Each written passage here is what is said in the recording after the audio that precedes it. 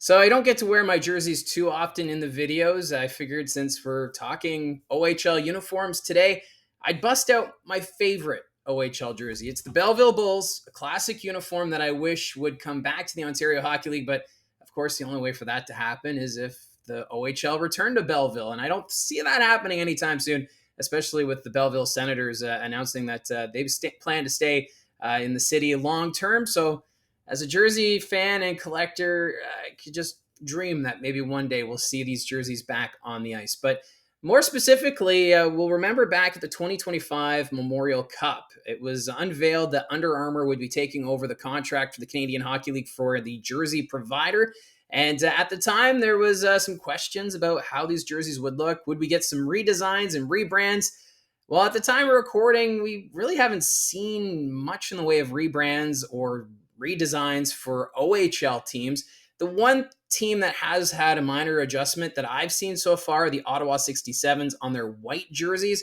The barber pole stripes stop just above the elbow, and you could see the number clearly, unlike you could with their past uniforms. So outside of that, the OHL teams are going to have relatively the same uniforms.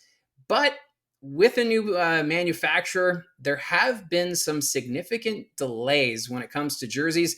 You have to figure, though, Under Armour has to produce home and away uniforms for all 61 teams in the OHL, the QMJHL, and the WHL. And then we also heard there's going to be some third jerseys introduced. So that's a lot of uniforms that they're providing.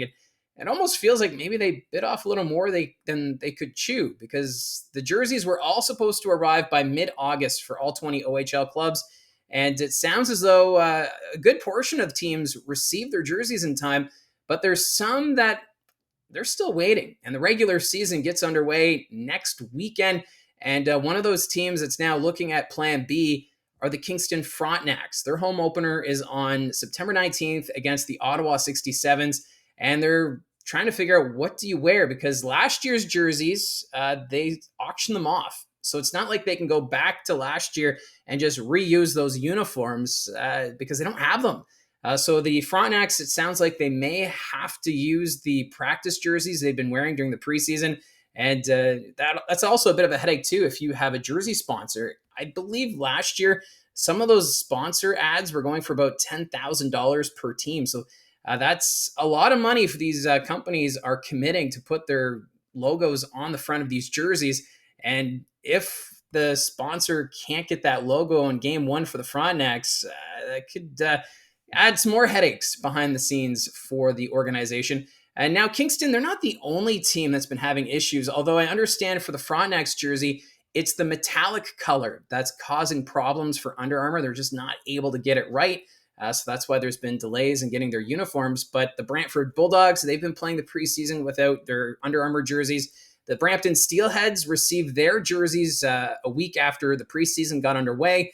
The Saginaw Spirit started the year with practice uniforms for the preseason. So every team has been dealing with these jersey issues in one way or another. But it's the Frontenacs right now who are trying to figure out what exactly are they going to wear on opening night, as they still wait for the Under Armour jerseys. And even if the jerseys come in between now and the start of the regular season, they still have to get those uniforms ready or game ready for the season. So we'll have to wait and see what happens. But yeah, that news coming out that the Frontenacs having some issues with the delivery of their new uniforms. And I know there's been a lot of fans who've been upset with the new design of Under Armour. It kind of looks like a practice jersey from the back when you've got the Under Armour logo under the neck, just above the nameplate. And they've got this big piece of fabric there that really stands out, especially with a team like the Oshawa Generals, who are a classic uniform, and they're usually red all around. But now you've got this white bar above the nameplate. Really stands out. It almost looks like a mini cape. It's just how I see it. But you can still read the numbers. You can still read the name. It's just a bit of an eyesore from the back. Although we're seeing the Barrie Colts jerseys in person now, the colors seem a little deeper, especially on the white uniform. So I think there's some benefits with what Under Armour is able to do. But man, if the Frontenacs don't get their jerseys in time, it'll be really strange seeing them have to wear practice uniforms to start the regular season. Now, this morning, we did learn that Ben Cormier of the Owen Sound Attack has been released. He was put on waivers and claimed by the Oshawa Generals, is what I'm being told. For Ben Cormier, he was a first-round pick of the Owen Sound Attack in 2022, and kind of last year wasn't able to take that next step with the Owen Sound Attack. Although the Owen Sound team over the last few seasons has kind of had some struggles offensively. When you look at his numbers, 14 goals, 11 assists for 25 points. That's just 1 point better than the 2023-24 regular season where he had 14 goals and 10 assists.